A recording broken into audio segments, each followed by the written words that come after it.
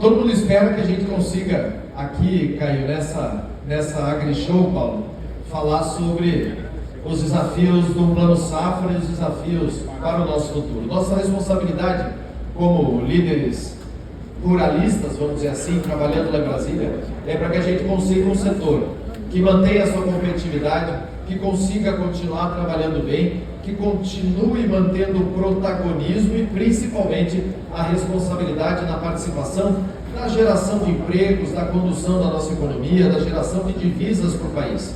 E essa é a nossa grande preocupação. Fazer o agro, que a gente se orgulha tanto, Chico, de cantar em verso e prosa e falar que o nosso agro é o maior do mundo, é o mais bonito, é o mais perfeito, mas que tem os seus desafios. E eventos como esses são momentos em que a gente consegue discutir esses desafios e buscar alternativas e soluções. Nós amanhã, pela Frente Parlamentar da Agropecuária, vamos apresentar, junto com o Arnaldo Jardim e com os demais membros que estarão aqui, o nosso desejo, ou a nossa proposta de um Plano Safra 25-26. Plano Safra que precisa ser contundente, que precisa ser robusto e em que pese as críticas que nós recebemos como agro, como setor, não é subsídio. Não é um Plano Safra que sustenta as contas dos produtores rurais do Brasil. Não é o Plano Safra que faz o nosso agro ser desse tamanho. Até é importante falar os números para que a gente tenha a real noção do que significa um Plano Safra. Dos 1,3 trilhões de reais, 1,3 trilhões de reais utilizados e que foram custo para o plantio em 2024, do Plano Safra,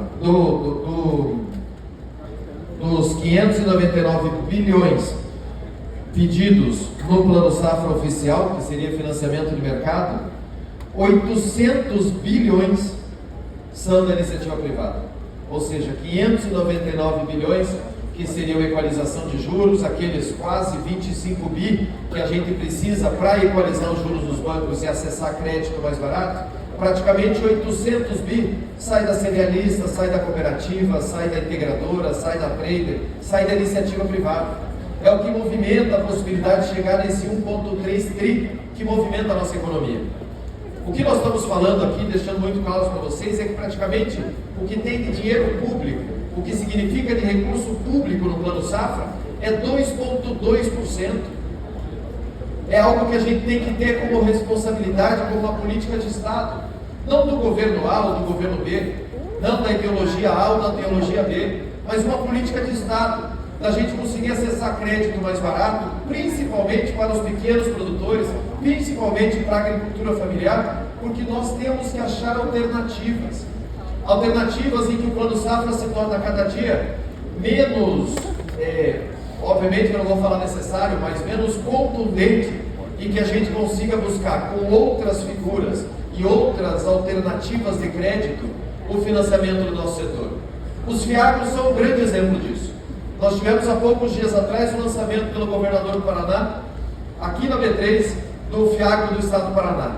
Como nós temos agora e vamos ter do Estado de São Paulo, como Goiás já está fazendo e Minas Gerais já está fazendo, alternativas para o financiamento do nosso setor. E detalhe, sem taxação, que essa é uma briga nossa, da frente parlamentar, do deputado Arnaldo e do nosso setor como um todo, que a gente tenha um FIAGRO que mantenha competitividade e que os fundos imobiliários, o fundo de investimento do agronegócio não sejam taxados e nem cobrados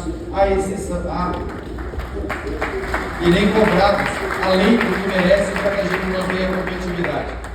A mesma responsabilidade que nós temos que ter com o seguro agrícola. Números.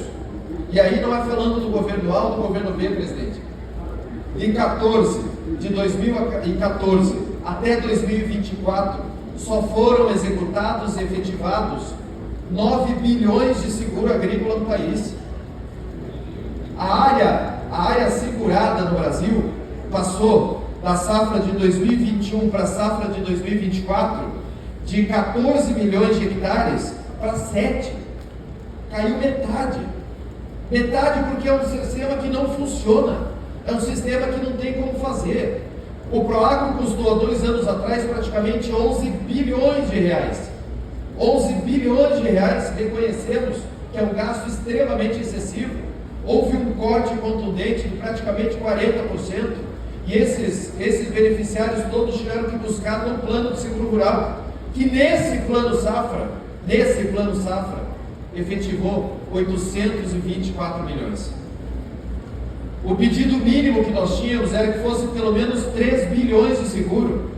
Dada a situação do Rio Grande do Sul, a quebra de safra que tivemos no sul do Mato Grosso do Sul, o problema que nós temos no noroeste do Paraná, Rio Grande do Sul já 5 safras com problemas, a gente precisa mudar essa ideia, mudar essa lógica. E para isso nós fomos atrás.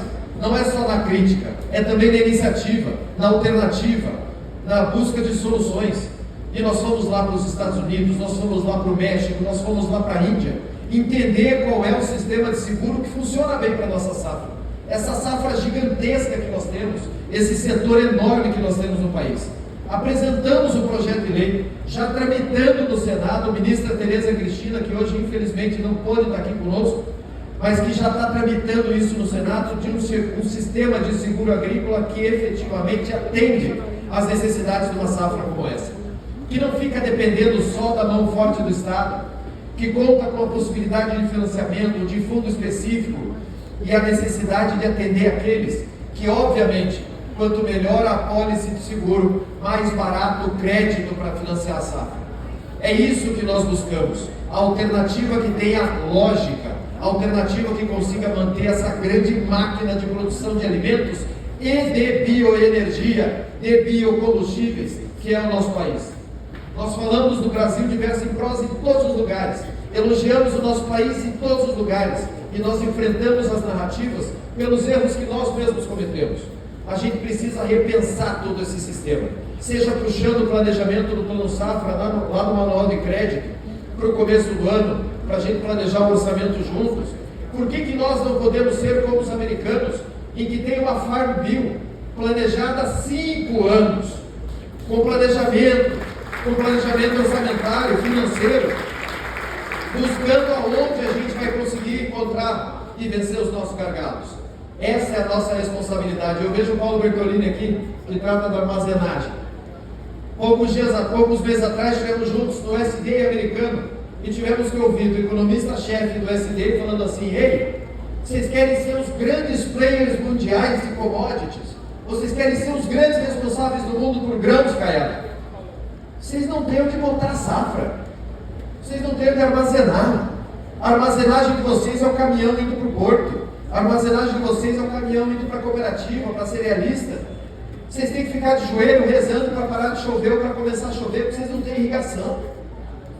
Mesmo assim, mesmo com tudo isso, com os problemas de infraestrutura, os problemas trabalhistas que nós enfrentamos cada dia maiores, a dificuldade de mão de obra no nosso setor, em que nós aprovamos uma lei de safristas na Câmara dos Deputados e não conseguimos avançar no Senado de jeito nenhum, para que o produtor possa, para que o funcionário, o trabalhador, possa manter os benefícios sociais do governo e possa ter a carteira assinada, para que ele possa trabalhar junto conosco.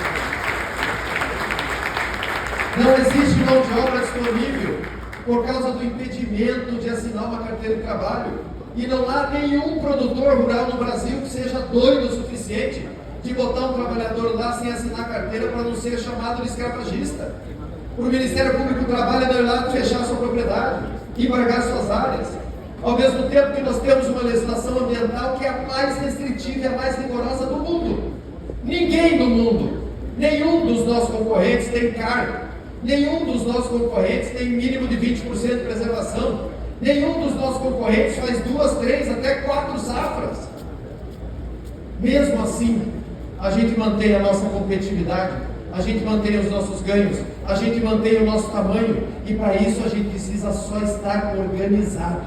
E é por isso que quando a gente vem numa AgriShow, quando a gente vem falar com vocês sobre os desafios do setor, quando a gente vem falar com vocês sobre os gargalos do nosso setor e principalmente sobre o tamanho que nós estamos, os desafios que nós temos, a gente vê na AgriShow esse grande termômetro, presidente. O termômetro que vai dizer se nós estamos bem ou nós estamos mal.